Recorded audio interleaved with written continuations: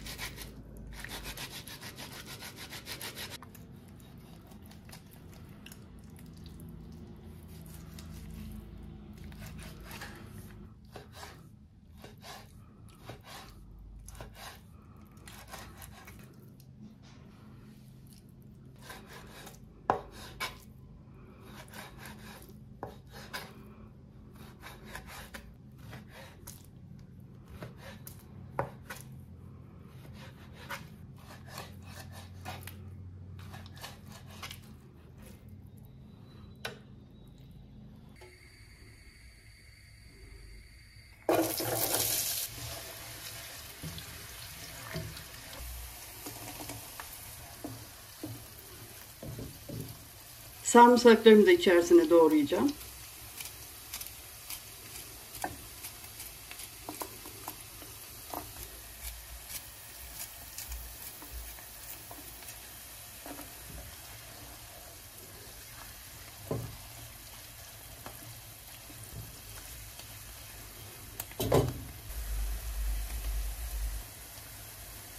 Domates ve biber salçası ilave ettim. Tatlı kaşığını tam doldurmuyoruz. Şimdi salçayla birlikte de kavurma işlemine devam edelim.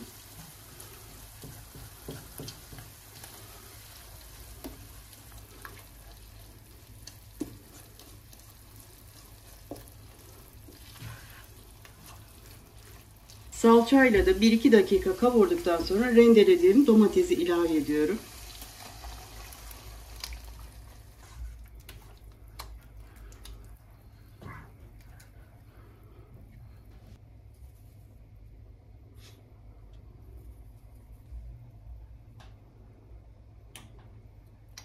Tuz ve karabiber ilave ettim.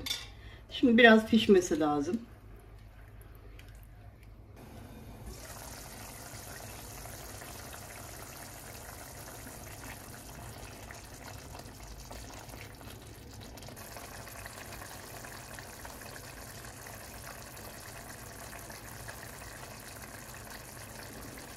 Tavaya 1 yemek kaşığı kadar tereyağı ilave ettim. Şimdi tavuklarımı koyacağım.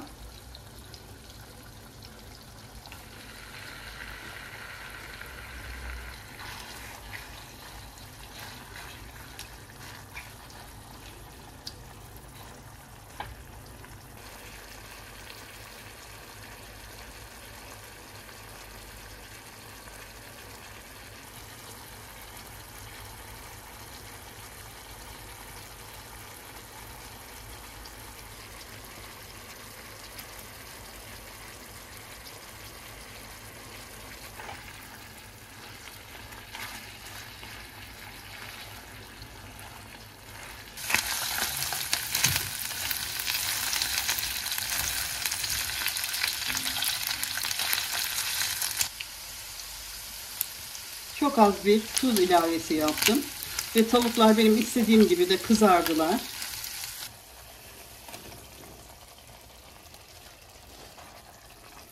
Tavukları sosa ilave ettim. Şöyle bir 5 dakika kadar sosun içerisinde pişsin.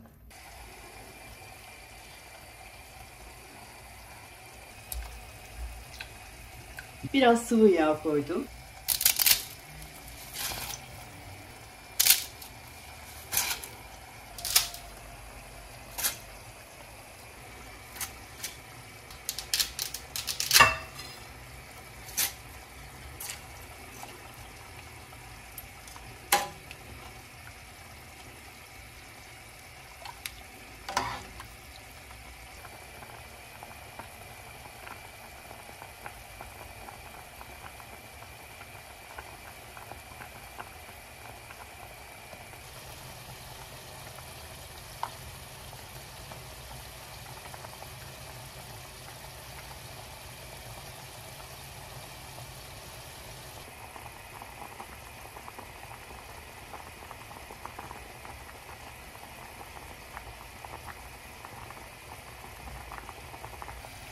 Makarnamız pişti. Şimdi suyunu süzeceğim.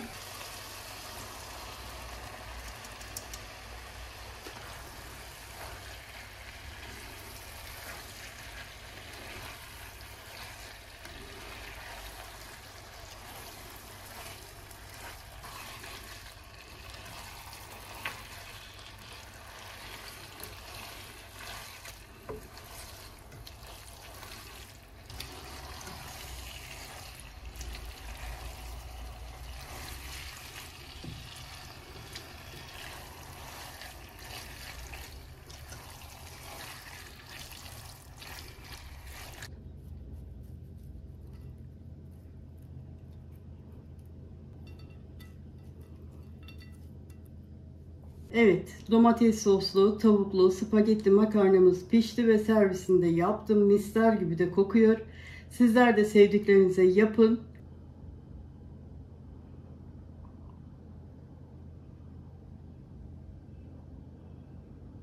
Bugünlük de tarifimin sonuna gelmiş oldum. Bir dahaki tarifte buluşmak üzere diyorum. Hoşça kalın.